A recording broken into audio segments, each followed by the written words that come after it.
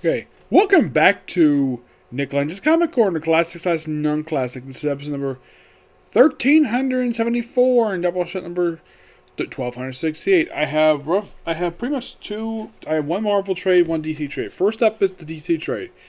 First up, we have the most recent trade release for Catwoman. Well, the collection from this current volume for the series. Yes, called "Come Home, Alley Cat." Yep. And this contains issues 14 to 15 of Catwoman Volume 5 and 22 to 28 from the series, and a story from Catwoman 80th Anniversary.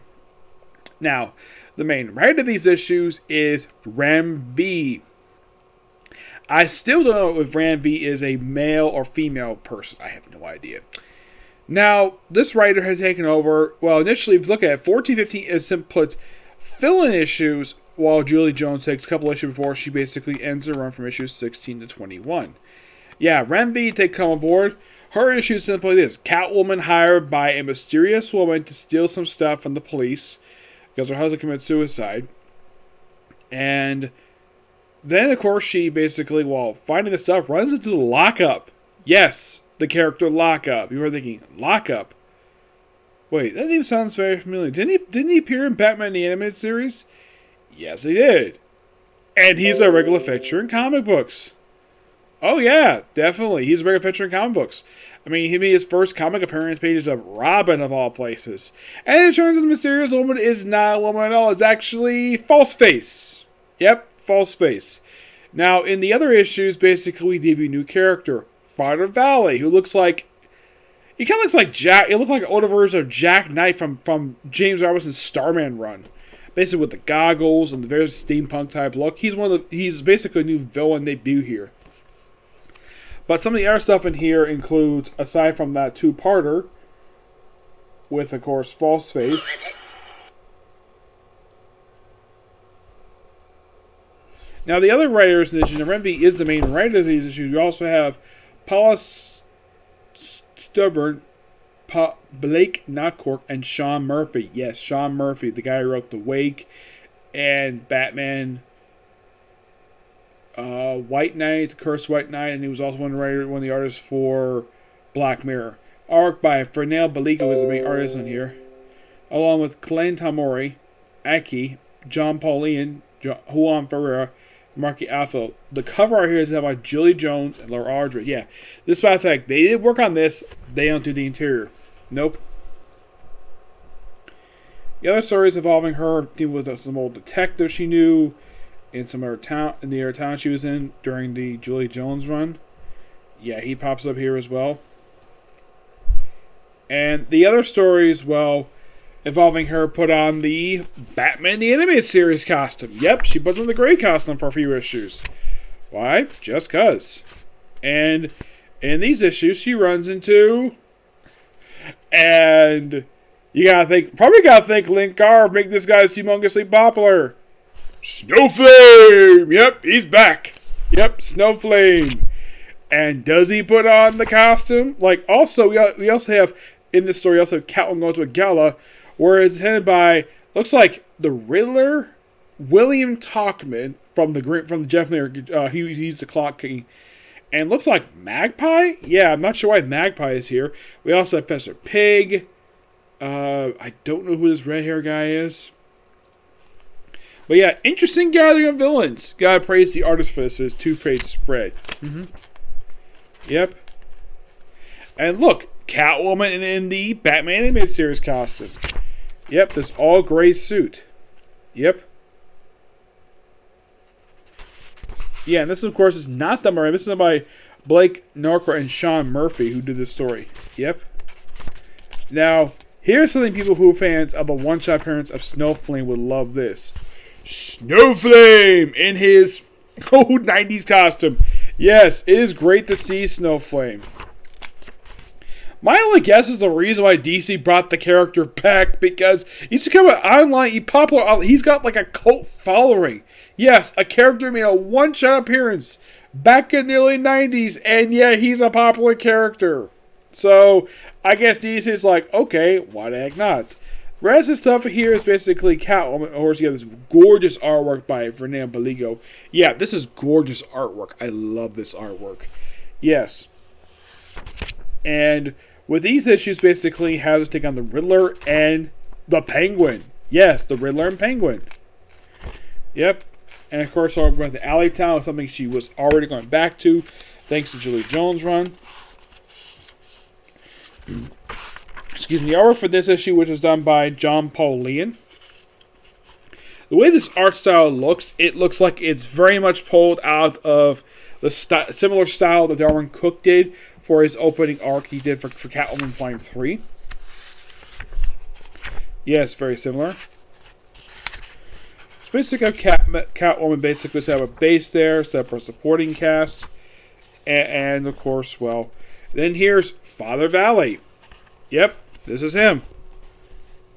Though people could also make this guy for Dresden from the Dresden Files, just based upon his appearance. Yeah, he kind of looks like him. Can anybody think of any other character this guy is similar to? I mean, we initially see this guy, you initially think of Jack Knight Starman, you think of Dresden from the Dresden Files. Aside from that, I can't... Wait, there's actually, I think, maybe one other character I think this character design basically similar to. Pre-Flashpoint Resurrection Man. Yeah, he kind of looks like Resurrection Man. But yeah, this issue here is his first appearance. I believe this is issue like 20-something, like 20... Yeah, so he's pretty much the main villain in these issues. Oh, by the way, he actually recently appeared in the most recent issue that came out this week. Yeah, I read it. It's quite interesting the fact that this character basically was set to be a recurring villain in this run. And also, Catwoman is back wearing... Well, she's basically back wearing... Looks like she's back wearing the pre-Flashpoint goggles, but still wearing the new series costume. Though, briefly, for the Julie Jones issues, she did have her go back to her pre-series costume.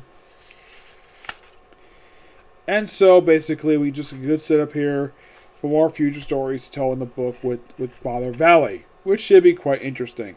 Yes. Plus, also, we have it where somehow there is this organization who's got their hands on Poison Ivy. I'm like, that's interesting to say the least. Yes. I gotta say, this is great. Love it. Give this book roughly a 9.5 out of 10. Damn good book. Next up it is, and this is a book basically that I think a lot of everybody like, really? You're doing this series? And they came out roughly about 7 years ago. Legendary Star-Lord, Volume 1. Face it, I rule. Written by Sam Humphries. Artwork by Paco Medina and Freddie Williams. Yep, they're the artists on here. Freddie Williams does basically issue 4 in here. This collects the first 5 issues of this pretty short-lived series, 12 issues. Now, with these issues, you can definitely say we're planting the seeds, basically, even with the series just started. Basically, Sam Humphries is planting the seeds for Black Vortex. Also, like, if you read this series and All New X-Men, the issues that come at the same time as these issues, it seems as though that some issues of All New X-Men take place at the same time as these issues of Star-Lord. Where the first issue is him basically, well, allegedly uses a jewel to pay off, say, some orphanage, basically that's his life savings, and then he meets his sister. Well, his half-sister, mind you. Yep, and has to turn on her own crew, though basically this is just after the Guardian Disassemble storyline, which basically kind of plants seeds for this series. And then at the end of issue 2, we had a debut of Mr. Knife. Yep, Mr. Knife. Those of you who remember my Black Vortex review, yeah, you already know who this guy is, but yeah, it's not revealed until just before the Black Vortex crossover who this guy is. Yeah, Mr. Knife, pretty much the main villain of these issues. And with issue 3, you have basically, you start the kind of the thing where a recurring plot thread that would basically continue for several issues of Peter talking to Kitty Pryde from the X-Men. Yep, because after the events, toward the end of the trial of Jean Grey, these two became a couple. Yep, you gotta thank Brian Michael Bendis for that, because he was writing the books at the time, so my guess is Humphries, him and Bendis must be exchanging notes at this point and probably planning basically like, okay, let's just plant seeds for our next crossover. Well, next really big one after Trilogy and Great. Let's do set up for Black Vortex. Yep. And at one point, he's basically talking from a cell. We also like a date on her. And we have one issue where he fights Thanos for a whole issue. I'm like thinking, Thanos? That's interesting. Yes.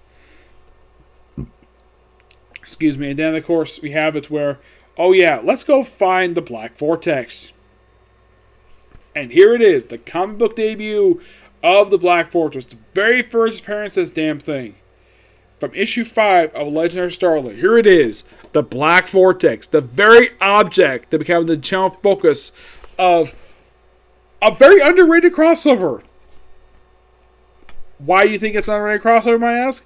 Because the marketing got buried by Secret Wars. Yes. Like, Secret Wars overshadowed this event. It came after this event. Though the thing ends with something quite interesting.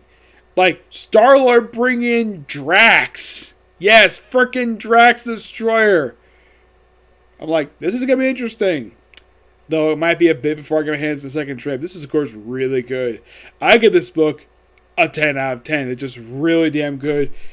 And Humphreys. It seems when we read these issues, it seems like he's having a lot of fun with this character. Writes them basically similar to how he's written in the movies. Yes, he may adapt pretty much the costume that Chris Pratt was wearing in the movies. But here's the thing.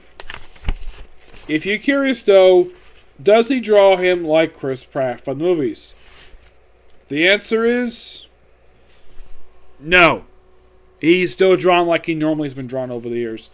Yep, but this of course is really good. Okay, so that's it for particular review.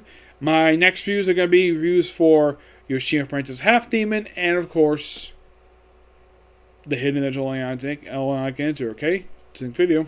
Bye.